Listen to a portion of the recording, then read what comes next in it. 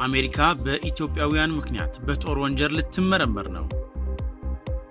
አምነስቲ ኢንተርናሽናል አሜሪካ በኢትዮጵያውያን እስረኞች ላይ የፈጸመችው ጥቃት የጦር ወንጀል ተደርጎ ሊወሰድ ይችላል አለ። አምነስቲ አሜሪካ በየመን በፈጸመችው የአየር ጥቃት በርካታ ኢትዮጵያውያን ስደተኞች መገደላቸውን አስመልክቶ የጦር ወንጀል ምርመራ እንዲደረግ አሳስቧል።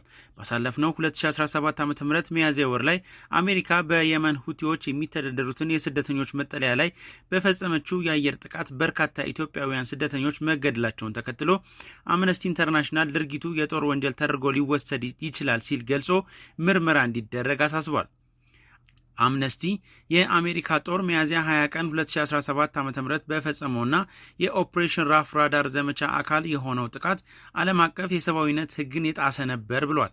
እንደ ተቋሙ ገለጻ የአየር ጥቃት የተፈጸመበት መጠለያ ጣቢያ የሁቲ ባለስልጣናት ሕገወጥ ስደት ምክንያት ያሰሯቸውን ስደተኞች የያዘ ሲሆን ቦታውም የሚታወቅ ሰላማዊ ሰዎች የሚገኙበት ቦታ ነበር ብሏል።